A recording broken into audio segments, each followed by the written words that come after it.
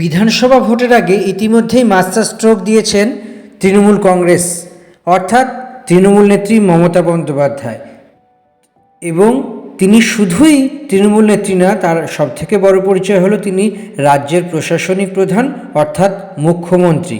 তিনি ভোটের আগে বড় একটা চাল চেলে দিয়েছেন, সেটি হলো তার মহিলা ভোট নিশ্চিত করার অস্ত্র লক্ষ্মীর ভাণ্ডার এবার তিনি বেশ যুব সম্প্রদায় এবং পুরুষদেরও ভোট এবং পুরুষদেরও কাছে যাওয়ার জন্য বাংলা যুবসাথী প্রকল্প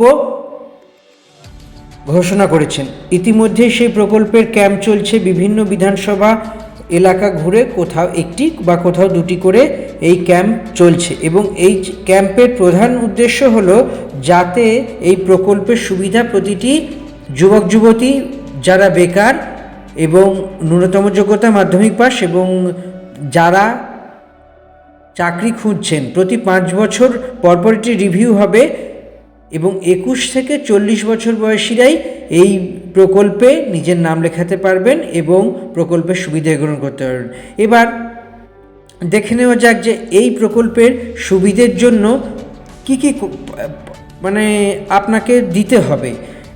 প্রধানত এই প্রকল্পের সুবিধা যদি নিতে যায়, সবার আগে দেখতে হবে সেই ব্যক্তি কোন এলাকার নির্বাচক, অর্থাৎ তিনি কোথায় ভোট দেন। সেই সংশ্লিষ্ট এলাকার ক্যাম্পে যেতে হবে।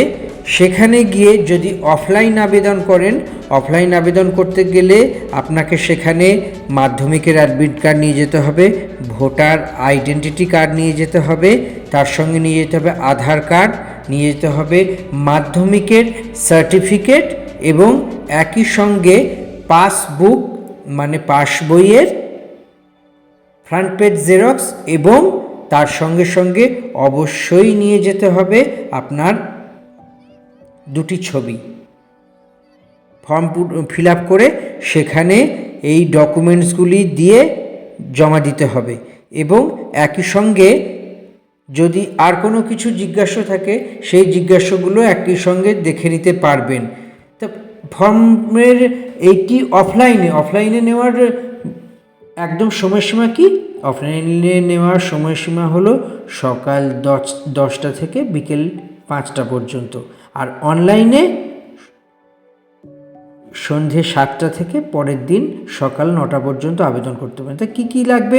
অনলাইনে আবেদন করতে গেলে আপনাকে সবার আগে যে ওয়েবসাইটে যেতে হবে সেই ওয়েবসাইটটি হলো apas.wb.gov.in।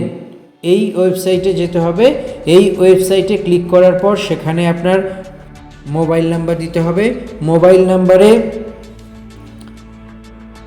একটা ওটিপি আসবে, সেই ওটিপি দেওয়ার পর আপনাকে সরাসরি অনলাইন অ্যাপ্লাইতে যেতে হবে। সেখানে কি দেখা যাবে? বাংলা যুবসাথী বলে একটি পেজ আসবে, গভর্নমেন্ট অফ ওয়েস্ট বেঙ্গল। সেখানে কি কি বিষয়ে আপনার হাতের কাছে নিয়ে এটি আবেদন করতে হবে। মাধ্যমিকের অ্যাডমিট কার্ড, এটার পিডিএফ ফরম্যাট এবং সর্বাধিক সাইজ হতে পারে 300 KB। মাধ্যমিকের মার্কশিট অথবা সার্টিফিকেট সেলফ অ্যাটেস্টেড মানে সই করে, মাধ্যমিকের অ্যাডমিট কার্ডেও সই করে এবং মাধ্যমিকের মার্কশিটেও সই করে সেটার পিডিএফ আপলোড করতে হবে এবং আধারেও সই করে পিডিএফ কপি আপলোড করতে হবে। মনে রাখতে হবে প্রতিটিরই সাইজ যেন 300 KBর মধ্যে থাকে, তার এক্সিডেড হলে হবে না। ভোটার আইডেন্টিটি কার্ড সেটারও সেলফ অ্যাটেস্টেড এবং পিডিএফ করে 300 KBর মধ্যেই প্রপার্টি রাখতে হবে। পাস বইয়ের ফার্স্ট পেজ পিডিএফে নিতে হবে এবং সেটি সাইজ 300 KB হতে হবে এবং এই সমস্ত বিষয়গুলি খেয়াল রাখতে হবে। তপশিলি জাতি উপজাতি বা অন্যান্য অনগ্রসর শ্রেণীর যদি কোনো শংসাপত্র থেকে থাকে সেই শংসাপত্র অবশ্যই পিডিএফ ফরম্যাটে নিয়ে সেলফ অ্যাটেস্টেড করতে হবে। আপনার রিসেন্ট বা সাম্প্রতিক একটি পাসপোর্ট সাইজের ছবি সেটি জেপেগ অথবা পিএনজি ফরম্যাটে নিয়ে আপলোড করতে হবে এবং সই করতে হবে। একটি কোনো কিছুতে কাগজে সই, সাদা কাগজে পরিষ্কার সই করে সেটি জেপেগ বা পিএনজি ফরম্যাটে নিতে হবে। সেটি 50 KB তার সাইজ হতে হবে এবং পাসপোর্ট ছবির সাইজ 50 কেবি হতে হবে এবং একটি ভ্যালিড মোবাইল নাম্বার, অর্থাৎ যে সচল মোবাইল নাম্বারে ওটিপি আসবে সে ওটিপি ভেরিফাই করে দিলেই আপনি অতি সহজে আবেদন করতে পারবেন। এই যুবসাথী প্রকল্পে আবেদন করতে গেলে যে 5টি ভুল একদমই করলে টাকা ঢুকবে না, সেটা হলো মাসে 1,500 টাকা করে এই টাকাটি পেতে গেলে যুবসাথী প্রকল্পেতে আবেদন করতে হবে এবং আবেদনের দেখা গিয়েছে প্রথম দিনেই প্রায় 5 লক্ষেরও বেশি আবেদন করেছেন। পেশার কলমে ছাত্র লেখা আছে এবং এই শর্ত হলো যে আবেদনকারীকে অবশ্যই বেকার হতে হবে। অনেক সময় ছাত্রছাত্রীরা ভুলবশত পেশার জায়গায় স্টুডেন্ট বা ছাত্র লিখে ফেলে, মনে রাখতে হবে এটি শুধুমাত্র বেকারদের জন্য। তাই বেকার পেশার ঘরে অবশ্যই আনএমপ্লয়েড বা বেকার লিখতে হবে। ছাত্র হিসেবে পরিচয় দিলে আবেদনপত্রটি প্রাথমিকভাবেই বাতিল হয়ে যেতে পারে বা বাতিল হয়ে যাবে। নাম ও পদবি ব্যবহারে অসঙ্গতি, আবেদনপত্রের নাম এবং পদবি অবশ্যই মাধ্যমিক উত্তীর্ণ অ্যাডমিট কার্ড বা সার্টিফিকেটের তথ্যের সঙ্গে হুবহু মিল থাকতে হবে। বিবাহিত মহিলাদের ক্ষেত্রে বিশেষ নির্দেশ দেওয়া হয়েছে, তারা যেন স্বামীর পদবি ব্যবহার না করে মাধ্যমিক নথিতে থাকা নিজস্ব নাম এবং পদবি ব্যবহার করে। তথ্যের অমিল থাকলে ভেরিফিকেশন হতে পারে। বয়স সীমা 21 থেকে 40-এর মধ্যে থাকবে। বয়স হিসেব করার ক্ষেত্রে আবেদন করার দিন ধরলে হবে না। নির্দেশিকা অনুযায়ী 1 এপ্রিল 2026-এর নিরিখে আবেদনকারী বয়স গণনা করতে হবে এবং ফর্মে পূর্ণ বয়স বা কত বয়স হচ্ছে সেটি পরিষ্কার করে লিখতে হবে। একই সঙ্গে বর্তমানে শিক্ষাগত যোগ্যতা উল্লেখ করতে হবে। বর্তমানে আবেদনকারী যে পড়াশোনা করছেন সেটি ফর্মে উল্লেখ করা যাবে না। হাতের শেষ যে পরীক্ষা পাশের শংসাপত্র রয়েছে সেটিকেই সর্বোচ্চ শিক্ষাগত যোগ্যতা হিসেবে গণ্য করতে হবে। উদাহরণস্বরূপ যদি কেউ কলেজে 2য় বর্ষে পড়েন তাকে উচ্চ মাধ্যমিক পাশ হিসেবেই আবেদন করতে হবে। ছবি ও স্বাক্ষরের ত্রুটি, আবেদনপত্রে ছবি লাগানো এবং তার উপর অবশ্যই তাড়াতাড়ি বা আড়াআড়ি করে যদি সিগনেচার করা হয় সেই সমস্ত কিছু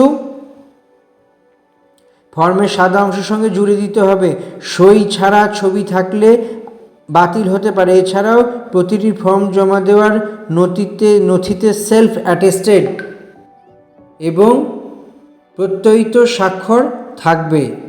আবেদনপত্রের ছবি আঠা দিয়ে বসানোর সময় অবশ্যই আড়াআড়িভাবে বা ক্রস সিগনেচার করতে হবে, অর্থাৎ ছবিটির কিছু অংশ ফর্মের সাদা অংশে জুড়ে থাকবে। সই ছাড়া ছবি থাকলে সেই আবেদনপত্র বাতিল হবে। এছাড়াও প্রতিটি ক্ষেত্রেই নথির জমা ফটো কপিতে সেলফ অ্যাটেস্টেড বা স্বপ্রয়িত স্বাক্ষর বাধ্যতামূলক। আবেদনপত্রে দেওয়া মোবাইল নাম্বারটি সচল থাকতে হবে এবং এটি ব্যাঙ্ক অ্যাকাউন্টের সঙ্গে লিঙ্ক রাখতে হবে।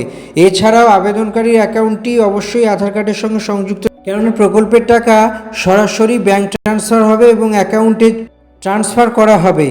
শেষে একটি কথাই বলা যায়, ক্যাম্প থেকে ফর্ম দেওয়ার পর প্রাপ্ত রিসিভ কপিতে দুয়ারে সরকারি রেজিস্ট্রেশন নাম্বার লেখা আছে কিনা তা ভালো করে যাচাই করে নিন, যা ভবিষ্যতে স্ট্যাটাস চেক করতে সাহায্য করবে। এবং আগ্রহী প্রার্থীরা চাইলে https://apas.wb.gov.in অনলাইনে আবেদনও করতে পারেন। সামান্য সতর্কতা অবলম্বন করলে সরকারি প্রকল্পের মাসিক টাকা বা মাসিক ভাতার যে টাকা তা নিশ্চিত করতে পারবেন। ভিডিওটি ভালো লাগলে অবশ্যই চ্যানেলটি সাবস্ক্রাইব করে দিন।